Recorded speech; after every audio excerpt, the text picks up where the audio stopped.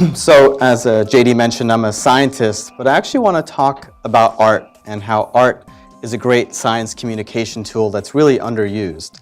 And I think Susan actually did a good job of showing that as well. I want to thank two people first because we're passing around two items, right? So Corey Evans here on the right, he 3D scanned this electric fish, a close relative of the electric eel.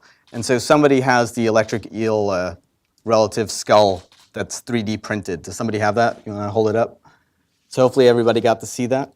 And on the other side, Guillermo Ortiz, who's a professor at George Washington University, created this gataku, the Japanese fish print, where you ink the side of the fish and you press it on a paper and you get these beautiful images. Hopefully that's being passed around too. They're both fragile, but I'd like them back too. And one of these is considered art, the other is considered a scientific piece, but really they're both representations of the real animals, and we don't need to argue about which is which. But let's use art to dispel a scientific or a myth that's typical that we hear a lot, and that's the idea that there's a lot of water on Earth. And so when we look at our pale blue planet, it certainly looks like there's a lot of water, an inexhaustible amount, a vastness that we really can't think about. And this is a great, accurate view of that, of our world. And there certainly seems like there's a lot of water. Most of the water, once we get off the continental shelf, is about 2-3 miles deep. But the deepest parts of the ocean are hardly even 6-7 miles deep. So what would that look like if we put that in a water balloon? And the USGS did that for me. The US Geological Survey, they created this artistic image, but one that's accurate. And all the world's water, all the marine water, all the water in you, all the water in the plants and in your pets and in the atmosphere would fit in this ball that barely covers the Midwest. I didn't believe it when I first saw it, but this ball is 860 miles in diameter. It's a huge ball, but this is the image I think about when I think of ocean pollution and acidification and plastic in the oceans or oil spills or where organisms live. So this ball of water, most of it is the oceans, 96% of it plus. There's a smaller ball there. That's all the liquid fresh water. And we say liquid fresh water because the majority of water on Earth is water that's ice in Greenland and Antarctica. And that tiny smaller ball that's only about 36 miles in diameter that you can see below that one, hope you can see it, is all the liquid fresh water at the surface, so from lakes and rivers. That's it. That's all our drinking water, most of the habitat for animals like freshwater fishes and mollusks, and that's it. So this is the image I think of when I'm studying my fishes. And so I don't go where there's the most water.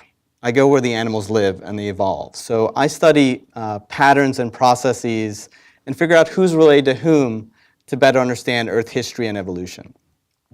And so to give you an example of why this vastness of water isn't the important point, it's where things live, all the bits in orange, that's the world's coral reefs.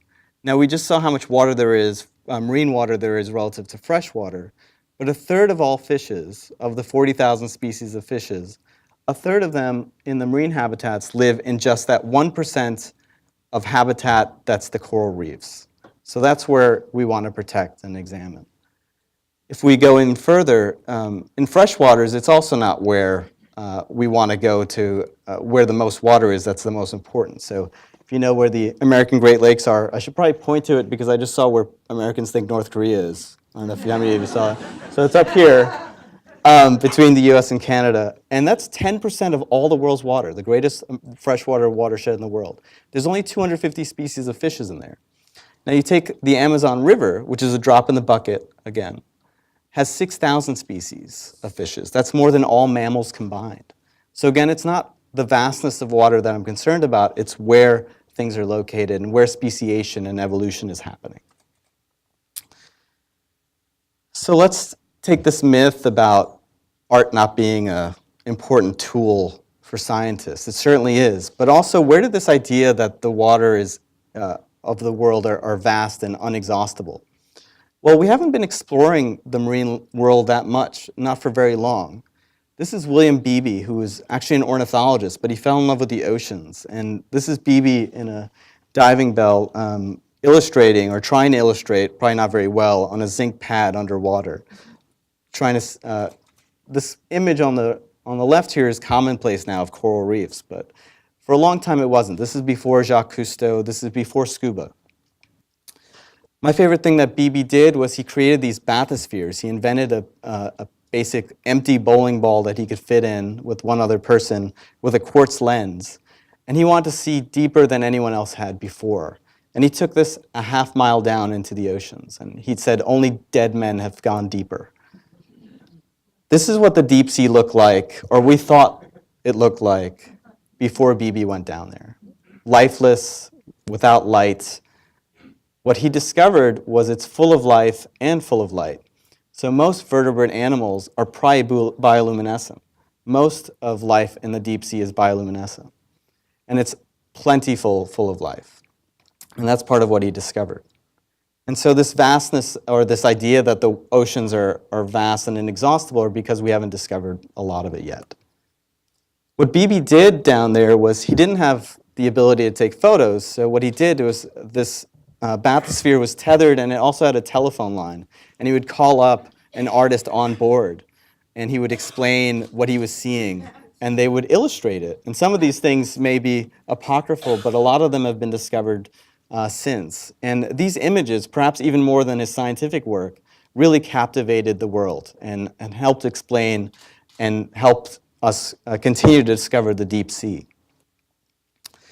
Many people don't know that scientists often employ artists. We need them. I've been lucky enough to describe 12 new species or so. And on the bottom here is not one of the more beautiful ones. This is a ponyfish. It's got a little translucent patch on its side where light comes out of. The males flash at females with this light.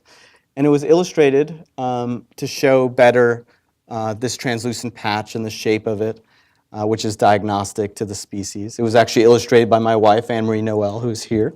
We met in biological illustrations class 17 years ago, which is sweet. But I almost always have an artist illustrate the new species for me, and many people do. But more and more, we see journals are asking for art, and not just for a graphical abstract so that people without a science background can better understand the science, but just art for art's sake. This is from the journal Fisheries, which asked one of its authors to provide some artwork because they knew she did that. And so there's there's cover images, and again, this is more to attract people that don't have this science background to the sciences. As JD mentioned, I'm doing a rotation as a program director at the National Science Foundation, and every year we have the Vizies, which is a visualization challenge, to get people to show their science as artwork and to explain their work to a broader audience. And so why not make your robot octopus colorful and beautiful and take a nice image of it, or describe how a hummingbird tongue works in a poster that doesn't look like a typical science poster.